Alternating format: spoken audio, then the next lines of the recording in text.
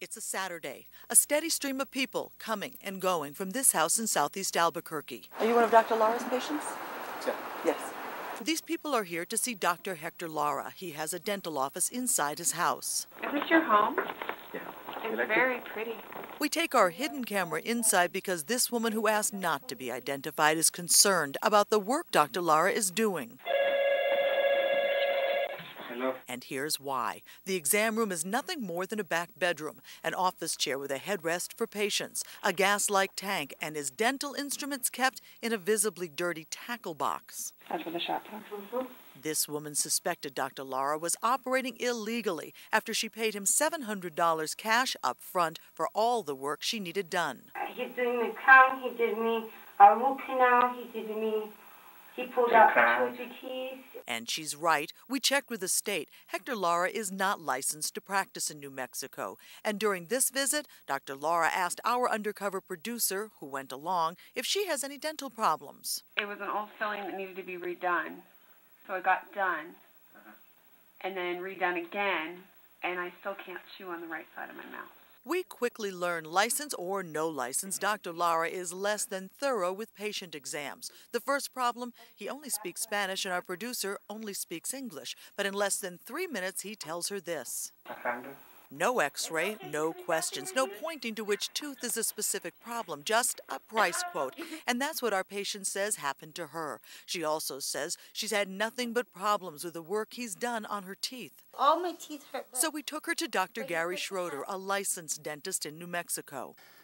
There's some bone loss on both these teeth, so you've got a big cavity right here underneath that filling that supposedly he did. He did a root canal on this one, but it's an incomplete root canal. Dr. Schroeder was not impressed. I've never seen anything this poor. Basically, she paid for temporary work that was very poor quality. Quality so bad, it's now going to cost this woman thousands to fix. The guy's got a gold mine. I mean, basically, he's milking poor people. We tried talking to Hector Lara at his house, but he closed and locked the door on us. Dr. Lara, it's Priscilla Ress from Target 7. He never answers, so we call him at his office in Juarez. Adrián Reyes, el Canal 7 aquí en Albuquerque. Our Target 7 photographer translates. First, Dr. Lara denies working on patients in Albuquerque. And sometimes I've recommended them, or I brought them over, or I'll take them their work. But it would be a stretch to say that I practice over there. He insists he doesn't have an office either. No, Adrián. I don't have an office there or anything like that. Dr. Lara goes on to say he treats many Americans. They come to him in Juarez. There's a lot of people that need us. They really need us. Dr. Lara has a point. There are hundreds of thousands of New Mexicans like this woman without dental insurance in need of quality care. She's put up with a lot. If she can put up with this, she can have quality care. MMA is banned in New Mexico for use on nails, but we found it and bought it from the Senley Beauty Center in the heart of Albuquerque. The owner, Chais Lee, shows us a shelf full of bottles of purple liquid.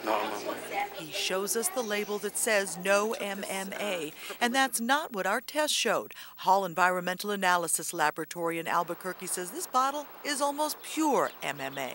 And we took it to a lab to have it tested, and it says that in this purple liquid, it's 92% MMA. Did you know that this was MMA? I didn't remember because I have some no MMA from last year. Have some bottle, but now I carry no MMA right now.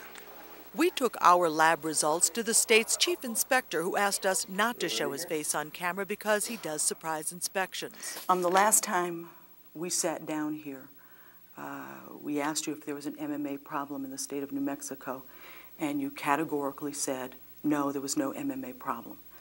And What I said is that we had never received a complaint from the public. As for this bottle of almost pure MMA that we bought in an Albuquerque beauty supply shop, Great, thank you. because the bottle says no MMA, the inspector tells us he wouldn't question it. The state's own regulations say the use, storage, or dispensing of methyl methacrylate, or MMA, shall be prohibited, and goes on to say the identification of such materials shall be determined by proper testing.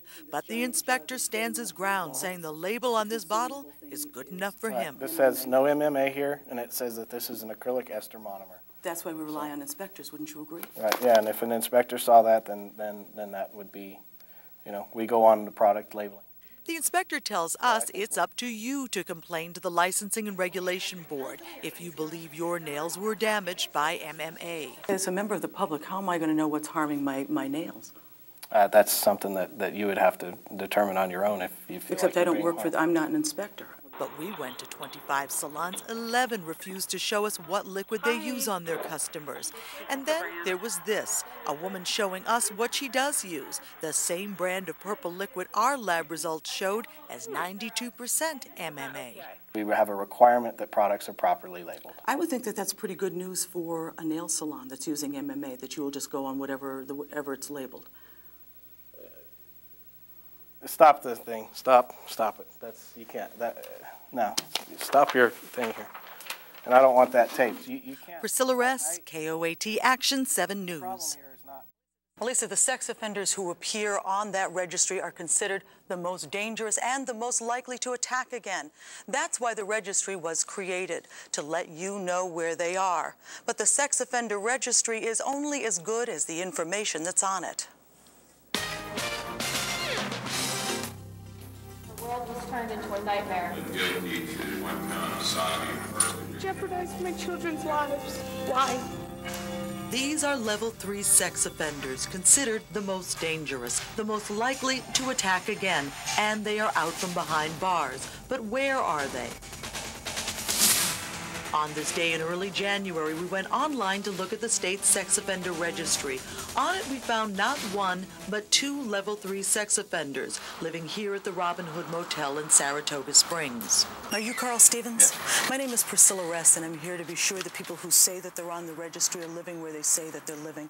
Carl Stevens, convicted of having sex with a minor in 1997. Should I be afraid of you? Should I be afraid? No. Should I be afraid to have my children staying in this motel where you're staying? Not one bit. The other person listed on the sex offender registry is living at the motel, level 3 sex offender Matthew Brown. He's not here. I'm looking for this guy, Matthew Brown. Oh, yeah, he was living here. As far as I know, he went back and lived with his mother. Lieutenant Michael Zerlo is in charge of the sex offender registry for Saratoga County. The information we have as of this point, he's still at the Robin Hood until he physically comes in and does a change of address with me, indicating that he's living with his parents. Then the information is correct. Wallace and Yvonne Whalen run the motel. They say they were never told that Matthew Brown was convicted of raping a 5-year-old. I have my grandson that stays here with me all the time. And they say there are families with children who stay at the motel. So if child rapist Matthew Brown is listed on the sex offender registry, why weren't these people told? Anybody that's convicted prior to 1996 under the federal injunction is privileged information that is not released. In this case, Lieutenant Zerlo is wrong. Once a sex offender appears on the sex offender registry, there is nothing stopping local law enforcement, in this case the Saratoga Sheriff's Department, from notifying the public. Makes me feel real sick. We continued our check. Level 3 sex offender Richard Borden. It says he lives at 4000 Main Street in Troy. That's the county jail. He was released from jail in November. Level 3 sex offender Thomas Davis says here he lives at 156 Quail Street in Albany. Is this him? Yeah, that's him. And he's not here anymore? He ain't been here since last year. Try Florida. That's where he is. Absolutely. Level 3 sex offender Lloyd Maloney. It says he lives on 281 10th Avenue in Troy. There is no 281 10th Avenue. Level 3 sex offender Justin Patterson says he lives on 8 Swan Street in Green Island. Can you tell me if Justin Patterson lives here? No, I know he lives in Compose. I know he lives with his sister. We told him he couldn't live here. For those of you in Massachusetts, you cannot view that state sex offender registry online. You've got to go directly to your local police department. Now, for our Capital Region viewers, if you want to access the registry, we've provided the link at WTEN.com. I got one thing to say. I'm gonna swing on him if he don't get out of my face. Take your camera and get out. You know what I'm saying? You're not doing yourself any good. You ain't supposed to be out here anyway. You're supposed to be in anyway. Have a nice day. These are the people Joseph Futia has to deal with after turning to a company that promised to help bail him out of debt. At 83 years old, he knows firsthand the anguish, shame, and anxiety of drowning in unpaid bills. Yeah, this has your cherry. Cherry tomatoes. He doesn't want bankruptcy to be his legacy, but with no income except Social Security, when his children turned to him for financial help, he turned to his credit cards. I could say no. He ran up thousands of dollars of debt. So when he saw this ad, Joseph Futia was sold. With the help of Andrew F. Kaposha, he'd negotiate a settlement with his creditors. I was paid every month. What he says he didn't know is who he was making his automatic payments to. Not Andrew Kaposha. He was forced out of business in New York in 1999 after the Attorney General sued him for fraudulent and deceptive business practices. His money is going to Kaposha's former partners, who opened up a new practice in Vermont, taking clients like Joseph Futia with them. They effectively stopped doing new business in New York State. The Attorney General's office is still getting complaints about Kaposha. At the same time, investigators are right on the heels of his former New York partners, who set up shop in Bennington. The lawsuits have been consolidated. Andy says they will go on trial together. But in the meantime, the decision has been made not to seek an injunction against the Law Center. An injunction would stop them from doing business. Instead, the Attorney General's office is focusing on taking this case to trial. We'll get more complete relief at that time, and we'll be able to cover more consumers. What are you looking for at trial? Restitution for every consumer and damages, including damages resulting from the increased debts, from the ruined credit rating, from the bankruptcy clients have had to file, as well as an order shutting them down. Right now, that doesn't do much for Joseph Futia, who, with the help of his daughter, continues to battle with the firm, now called the Law Centers for Consumer Protection.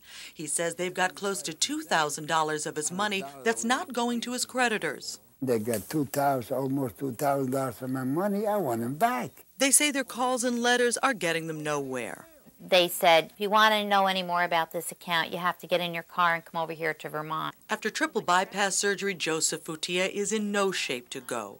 And no one at the Law Center would answer our calls or questions when we went there in person to ask them about how they do business. Either you move it toward the door or I will move you toward the door.